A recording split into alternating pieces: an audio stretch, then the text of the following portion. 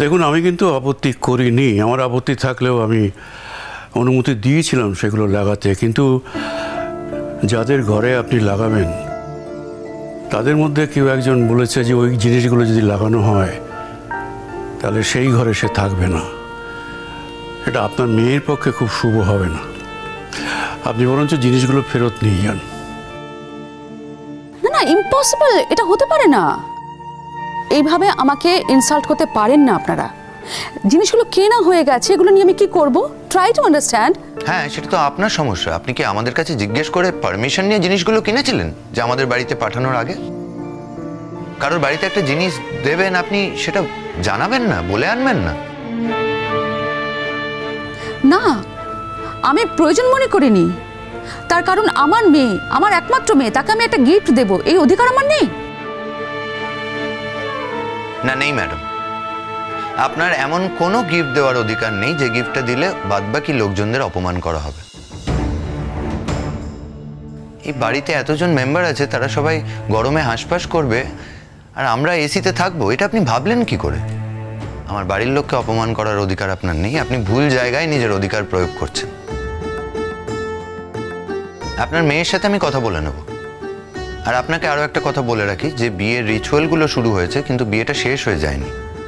সুতরাং এখনই আপনি আপনার মেয়ের সাথে ভালো করে কথা বলে নিন যে ও যে কমফর্টগুলোই অভ্যস্ত আমার বাড়িতে সেই সমস্ত কমফর্টও পাবে না। এটা আমি ওকে আগেই জানিয়েছিলাম। বিয়ের আগে ফাইনালি একবার ভেবে নিতে বলুন।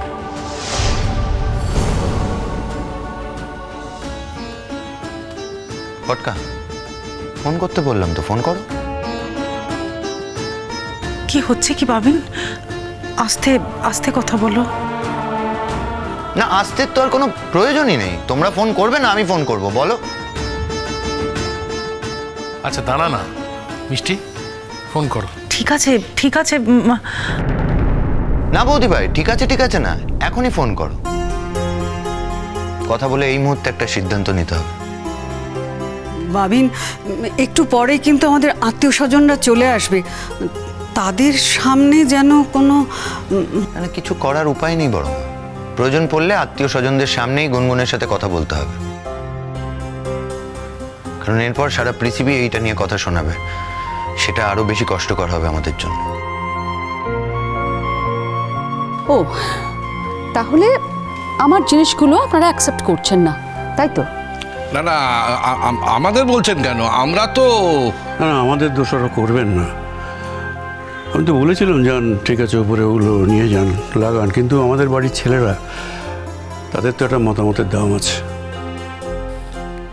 ম্যাডাম, কি করব তাহলে?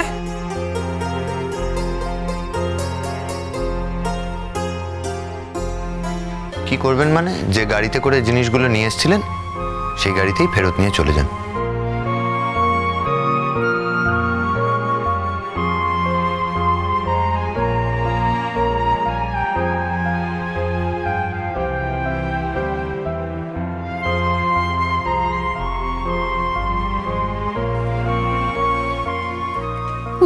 This is too much. এটা নেব না, সেটা নেব না, আমাকে তো দেখছি এবার বিয়েটাই বয়কট করতে হবে। That is up to you madam. সেটা আপনার চয়েস।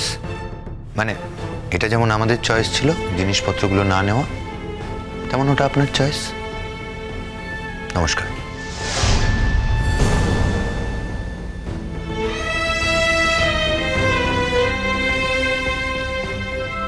দেখলি তো, এভাবে অপমান করার কি ছিল? রাখবি না, জোড়হাত করার তো কিছু ছিল না। এখন এই নিয়ে কোনো কথা বলো না, আমার মাথা খুব গরম আছে। ফোন করলে? হ্যাঁ হ্যাঁ করছি, মানে ধরলে তো আবার করছি।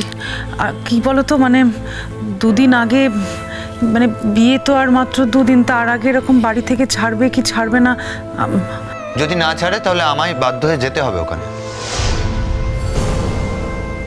উফ, তুই কি করবি গিয়ে? যে কথাগুলো এখানে দাঁড়িয়ে বলতাম সে কথাগুলো ওখানে গিয়ে বলবো।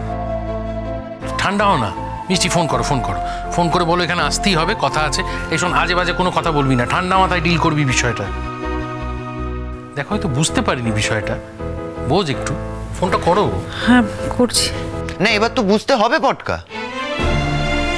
ও না বুঝে যদি আমার বাড়ির লোককে অসম্মান করে আমি তো মেনে নেব না। বুঝতে হবে, প্রয়োজন পড়লে আমি ওকে বোঝাবো।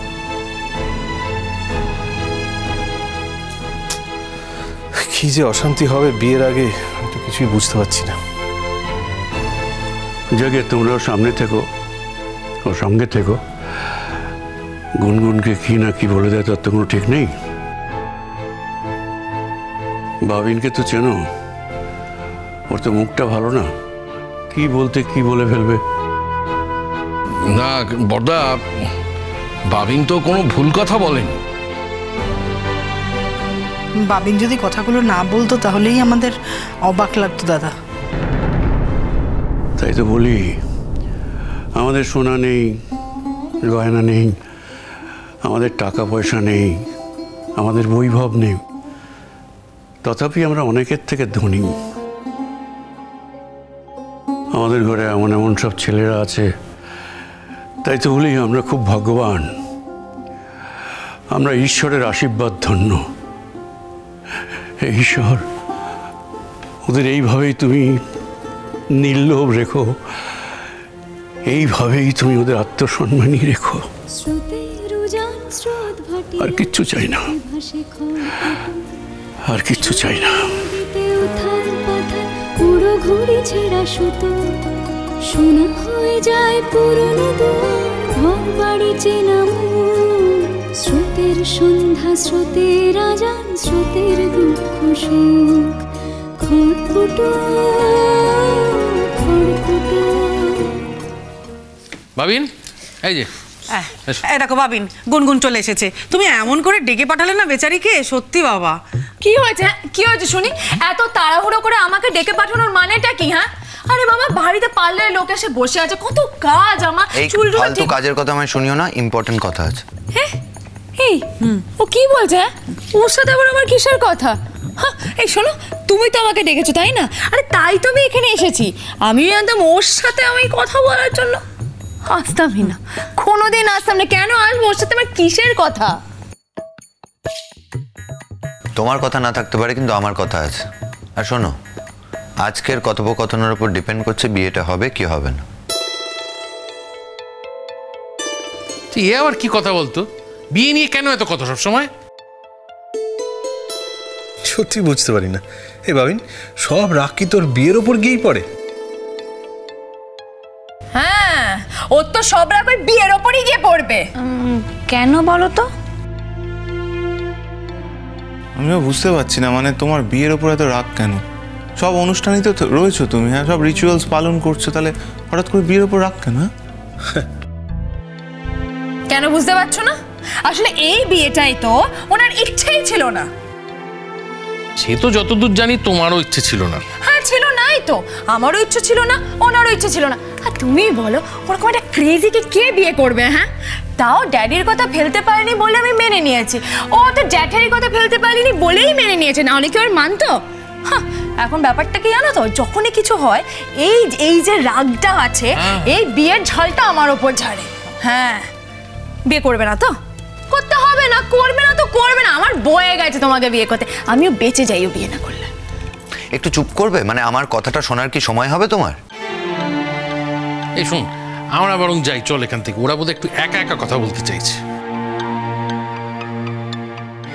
হ্যাঁ, একাই বলতে চাইছি আজকে। একা কথা বলবে? মানে আমরা থাকবো না, বলবো না কিছু?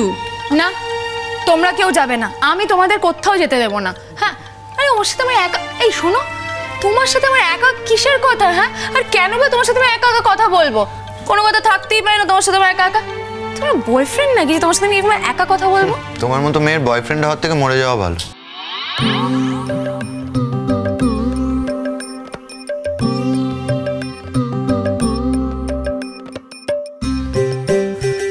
তুমি কি মনে করো? হ্যাঁ, তোমার মতো ছেলের গার্লফ্রেন্ড হওয়ার থেকেও না আমারও মরে যাওয়া ভালো। হ্যাঁ, আমি তো বলিনি যে তুমি আমার গার্লফ্রেন্ড। তখন থেকে আজে বাজে কথা বলছো, আসল কথাটাই তো বলতে দিচ্ছ না। তাহলে আমরা কি সবাই চলে যাব? হ্যাঁ, এখন ঘর থেকে সবাই চলে যাবে, আমি ওর সাথে কথা বলবো। আর যদি এখানে কথা না বলতে পারি তাহলে বাইরে গিয়ে যাতে আলাদা কথা বলতে পারি সেই বন্দোবস্ত করতে হবে। এই হা করে ইল্লি বলো দেখি। এই চুপ করো তো। কেন? তোমাদের বাড়ি থেকে তো শিখেছি হা করে ইল্লি বলো, তাই তো বললাম। ইয়ার কি মারছো আমার সাথে? ইয়ার কি মারতে যাবো কেন? হ্যাঁ, তুমি যে বললে যে আলাদা করে কথা না বলতে দিলে তুমি ব্যবস্থা করবে আলাদা করে কথা বলার, তোমার কি মনে হয় আমি তোমার সাথে আলাদা করে কথা বলার জন্য ওয়েট করে আছি? হ্যাঁ, আর কেনই বা বলবো আমি তোমার সাথে আলাদা করে কথা? আমার কোনো ইন্টারেস্টই নেই তোমার সাথে আলাদা করে কথা বলার, তাই বললাম হা করে ইল্লি বলো। তুমি যদি হা করে ইল্লি বলতে পারো তাহলে তোমার সাথে আমি আলাদা করে নিশ্চয়ই কথা বলবো, না হলে বলবো না।